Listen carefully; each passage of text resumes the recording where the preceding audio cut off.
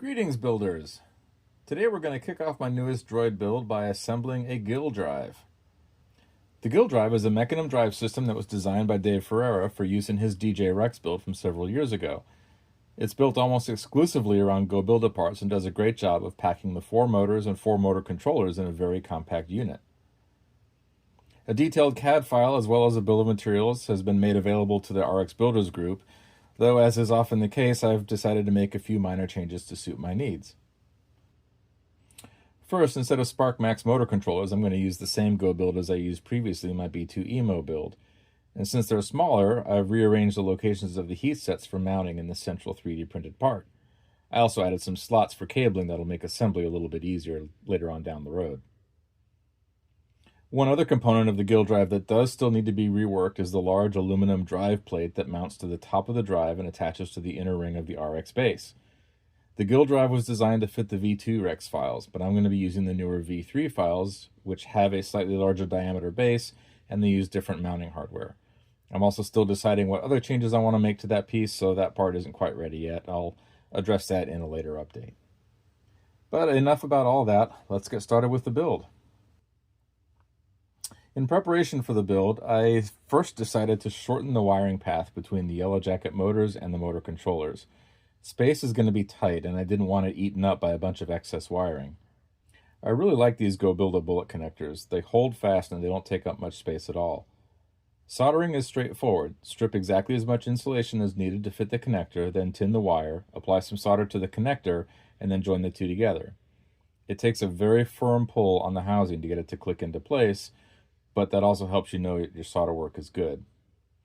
It's hard to believe, but I removed just over 6 feet of wire by leaving a little more than 3 inches on each motor and motor controller. So I basically consider that time well spent. We'll tackle the motors first, starting with the short shafts. Stack a 2mm pattern spacer and block mount along with a flanged hex bore bearing on the shaft. Fix this in place with socket cap bolts, then install a thrust bearing. Note that with the thrust bearings, the 2 washers have different inside diameters. The tighter one should always be installed first to butt up against the motor. Any spacers or shims can be installed on top of the thrust bearing. In my case, I ended up finding that a 1/4 millimeter shim produced the smoothest operation once everything was fully assembled. Finally, tighten the bevel gear into place, but note that there are 2 grub screws on each bevel gear. Repeat this process for the second short shaft motor. Moving on to the long shaft motors, we're going to loosely trap these inside the short sections of U-channel. Using low-profile socket caps, tightly secure block mounts so they sit flush with the ends of the U-channel. Low-profile fasteners are definitely needed, at least on the side of the U-channel that will be facing the inside. The 3D printed part that sits in the middle does not have clearance for standard socket caps. Put those assemblies aside and grab the long sections of U-channel. Securely fasten a block mount in the position shown here, leaving room for the long shaft motor to be added later. Now we need to assemble a hub shaft and bevel gear. This is the order in which all the parts are installed. We're going to start by placing the 2 flanged round bore bearings in place at the end of the U-channel. The 6mm bore goes on the left, the 8mm bore goes on the right, with the flanges on the outside. Add 2 mils of spacing around the hub shaft, then feed it through the larger bearing. Inside the U-channel, add the tighter thrust bearing washer, then the bearings themselves. Per the GoBilda guidelines, when installing a bevel gear inside U-channel, you should not use the larger housing washer. Instead, the bearings roll directly on the bevel gear itself. Add the bevel gear and a corresponding 2 mil spacer on the narrow part of the shaft, then feed the small end of the hub shaft into the bearing on the other side. Use the hub shaft bolt and washer to hold the hub shaft firmly in place, and then secure the bevel gear against the thrust bearing. Once complete, there should be no play of the shaft across the U-channel, and you should have exactly 23 millimeters of clearance between the U-channel and the mounting surface of the hub shaft.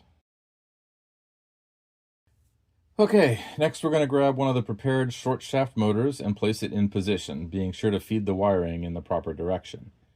Using more low-profile hardware, securely fix this in place. Now this is the point you're going to want to test the motor to make sure that the gear mesh is good. Add or remove shims behind the motor bevel gear to make your adjustments. The motor should run smoothly and quietly with no audible strain or grinding.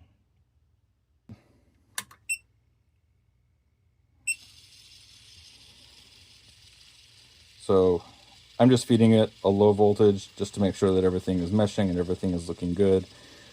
You'll also notice that I did add 2 mils of spacing here, and I had to compensate for it on that side as well. That is to make sure that when the mecanum wheels are attached on here, that they will be able to clear these bolts here. If this were flush, it would not clear that, and I think 1 mil was barely enough. I went ahead and added 2 mils just to be sure. All right, this is looking good. Let's carry on with the rest of it. Once you're satisfied, repeat the process for the other long U-channel, hub shaft, and motor. Now we're going to attach one of the long shaft motors to the other end of the long U-channel to make an L shape. 2 flanged bearings are inserted from outside of the U-channel, and the motor shaft is fed through until everything sits flush. 4 bolts pass through the long U-channel, through the block mount, and into the motor to hold it in place. 3 additional low-profile bolts, plus 1 long bolt and a spacer, are used to secure the 2 U-channels together via the block mount. To finish this off, add 2 mils of spacing, followed by the hyper hub to the long shaft motor. Just as with the hub shaft, you should have exactly 23 millimeters of clearance between the U-channel and the mounting surface of the hyper hub. Repeat this process and you should now have 2 identical halves of the Gil Drive.